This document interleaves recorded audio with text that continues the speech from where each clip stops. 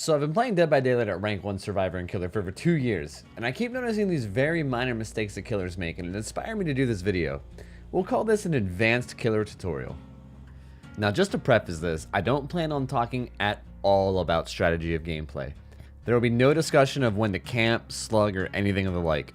Every killer has their playstyle that they enjoy, and I don't even want to start down that road. We're going to be focusing solely on improving your chase game and decreasing how long it takes to catch a survivor.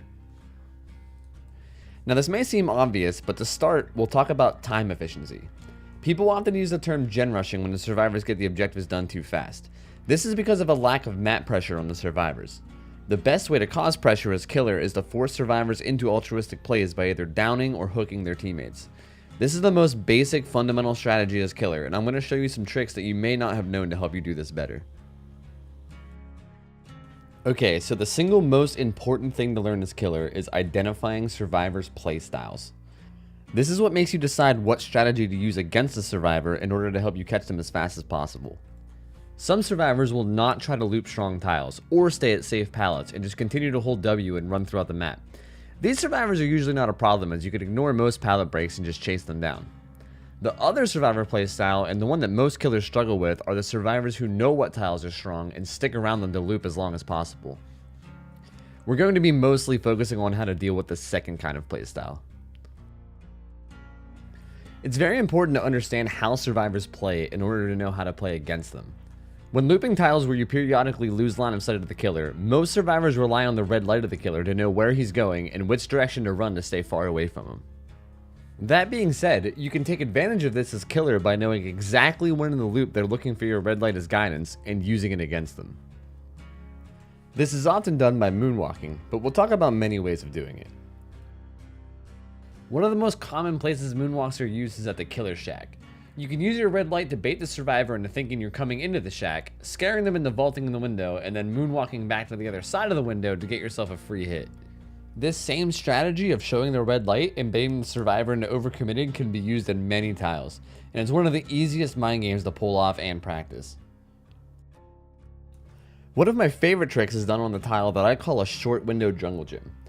Based off my knowledge of knowing how survivors play, I know that hiding my red light and not showing myself in any way will cause the survivor to double back because they assume you went the other direction. This causes them to run right back into you and gives you a free hit. Okay, we'll go back to the earlier clip to further explain why this strategy works. You can see right at this moment, I see that there's no red light coming from around the wall. I can assume that the killer changed direction and went the other way, so I double back to keep my distance and continue the loop on him. This is the perfect example of when this style of mind game works best. This can be done on many tiles, and learning when comes with practice as killer and survivor. Practicing this strategy can help you deal with looping survivors insanely well on most maps, and is definitely worth practicing and understanding. It's important to know that this only works when line of sight can be completely broken. Loops with small walls or Coldwind Farm see-through walls make mind games like this impossible if the survivor knows what they're doing. Strategies like this also have their time and place that they're effective, and other times it may end up doing more harm than good. This is why identifying survivor playstyles is so important. If you try to mind game based off of a looping survivor on a survivor that doesn't try to loop, they will end up just leaving the tile and you'll be left there wasting time trying to outplay somebody who isn't even there. In chases against extremely good survivors, they may end up predicting the mind games and countering it with fake vaults. I'll cover this more in a survivor video later, but at a very basic level, it's when a survivor pretends to vault a window to throw off the killer and gain a good position or bait a swing. Knowing this, you need to make sure you play around what you think a survivor will do in a chase. It's important that you try to be unpredictable. In this clip, I thought the survivor would think that I would use the moonwalk strategy on the shack after he looted me the first time.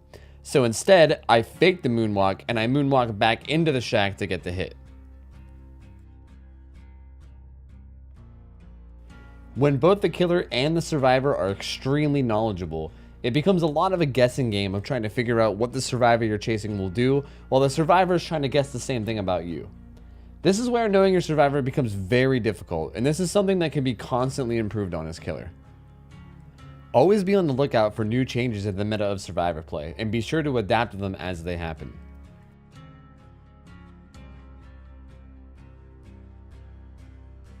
Another thing you can do to force bad positioning is zoning.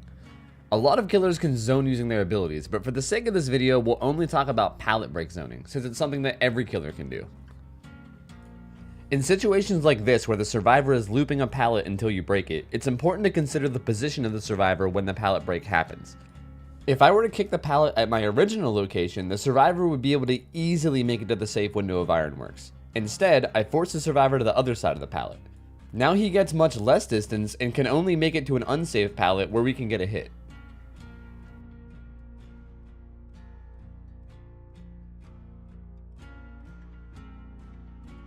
Zoning is a very powerful tool to keep survivors from being able to run you from tile to tile safely.